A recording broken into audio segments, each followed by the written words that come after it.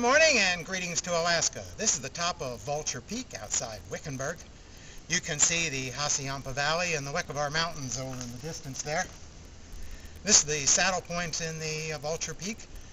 I'm going to see about climbing up to the rest of the mountain later.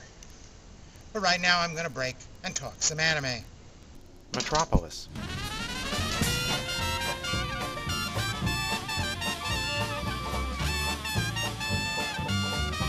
In the modern future metropolis, robots perform all the unpleasant chores for mankind. Society has been strictly divided among the robots, who mostly work deep below ground, the human workers, and the elites who live high in the skyscrapers. A popular industrialist, Duke Red, is leading the city in a celebration of his newest creation, the Ziggurat, the tallest skyscraper of them all, mankind's latest Tower of Babel. Of course, some humans don't care much for the robots. Duke Red is also the unofficial supporter of the Malduks, a political party with a private militia that makes sure robots don't stray from their assigned levels and tasks. You'd think properly programmed robots wouldn't stray, but these gentle creatures occasionally exceed their programming. Duke Red's young ward, Rock, is one of the Malduks. He's a rather callous, murderous bastard who's mostly interested in destroying robots and in pleasing Duke Red. The orphan's had an awkward upbringing, for although Duke Red has raised him, Rock isn't allowed to call him father. Protecting humans isn't high on Rock's priority list, and he's indifferent to collateral damage. At the height of the Ziggurat festivities, investigator Shunjaku arrives from Japan. He's working with his nephew, Kenichi, in the search of an international criminal, Dr. Lawton, who, among other things, allegedly traffics in human organs. Since the city's police are busy with the Ziggurat celebration, they'll have to settle for the robot as their escort. It turns out that fugitive scientist, Lawton, is actually working for Duke Red, creating a super robot for him made in the likeness of Duke Red's dead daughter. This robot, Tima, is at the center of the story. Its activation goes wrong, and Tima ends up on the run with Kenichi, pursued by the ruthless Rock.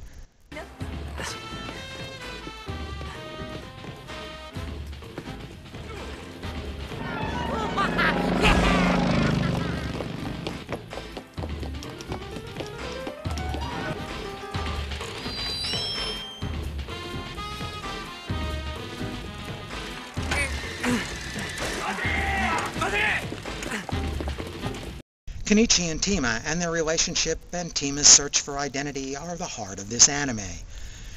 Kenichi doesn't know that Tima is an artificial being. Neither really does Tima, though she may suspect it. Rock provides a dark contrast to Kenichi. Where Kenichi's affection for Tima drives him to unselfish acts of heroism, Rock's craving for the affection of Duke Red leads him to selfish acts of destruction. He jealously sees Tima as a rival for his father's love. Metropolis with robots selflessly serve humanity and turn the other cheek to the Luddites around them. Tima, born in the darkness below ground, is drawn to the light of the sun. There are politics to the film as well, with the government, the Malduks, Duke Red, the robots, and the workers all vying for their own version of social justice, a conflict that threatens ruin for all. Meanwhile, one lone Japanese detective doggedly seeks a single felon. Metropolis is based on a manga by the legendary Osamu Tezuka, but a little more background is probably called for. German director Fritz Lang made his Metropolis movie in 1927. Unfortunately, the original cut of that movie has been lost, so various different restorations are available. It was even colorized in one version.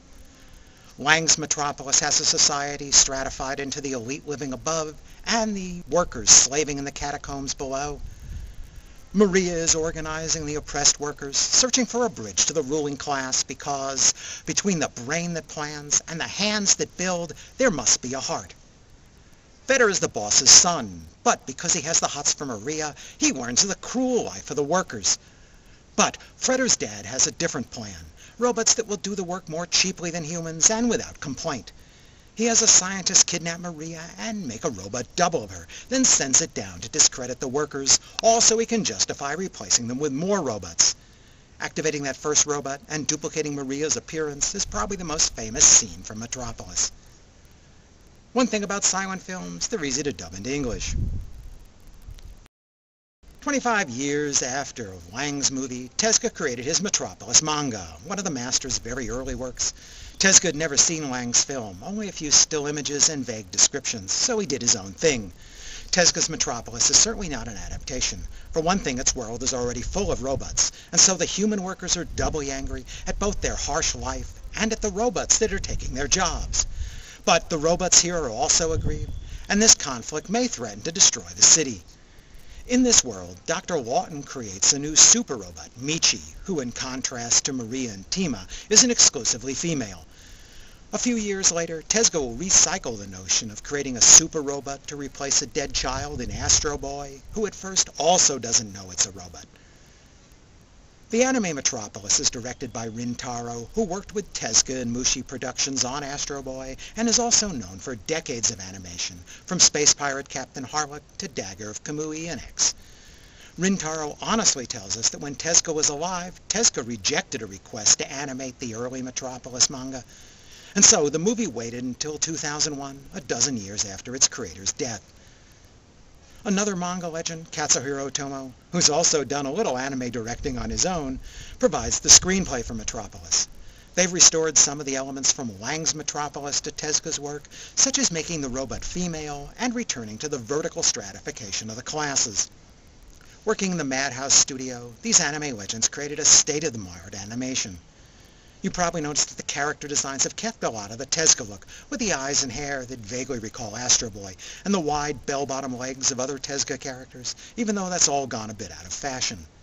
Metropolis even recalls the old type of scene transitions that Tezuka used to play with in his Astro Boy, instead of the traditional jump cuts, dissolves, and fades. I got this for you. I borrowed this from Atlas. I almost forgot.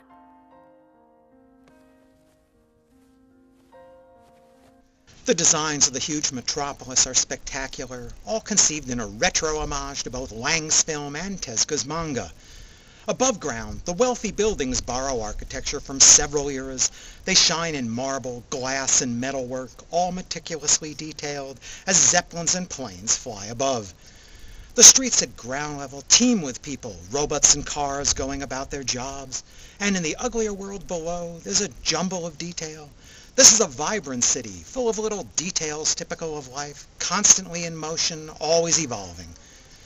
Madhouse merged traditional 2D character animation and 3D computer graphics. This scene, where Shinshaku and Kenichi meet the city manager in his opulent, polished marble office, backed by a window complete with a giant holographic fish display and a view of a passing Zeppelin, are typical of the movie's visual splendor. I've never been to Metropolis before. It's rather confusing. Oh. Well, of course, I'd like to help you. But these celebrations for the ziggurat are going on all week long. We've had a rash of crimes break out. The soundtrack of Metropolis is just as unique as its visuals. There are a few pieces of traditional cinema music, but most of the soundtrack uses older, slow jazz and upbeat ragtime and blues vocals. The feeling is just as retro as the art designs. Late in the film, during a scene of considerable destruction, Ray Charles sings "I Can't Stop Loving You," a choice as smartly unexpected as Dr. Strangelove's use of "We'll Meet Again." Metropolis works on many levels. It's a dazzling work of visuals and sound that's still state-of-the-art a decade later. More importantly, it has several engaging characters in Kenichi, Tima, Duke Red, and Shinshaku. And thematically, it looks as both the light and dark side of love and the inequality of the classes.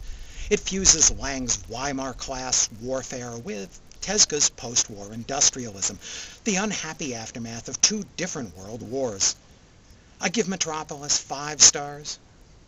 Metropolis is released in North America by Sony Pictures. In the English dub, they used a lot of familiar anime voices, and that worked out pretty well. While I give the Japanese voices a slight performance edge, the film is so beautiful it seems a shame to take your eyes off it to read the subtitles. Tezuka's manga has been translated into English, as well as French, Spanish, and plenty of other languages, I'm sure. The English edition, at least, is sadly now out of print. Thanks for watching.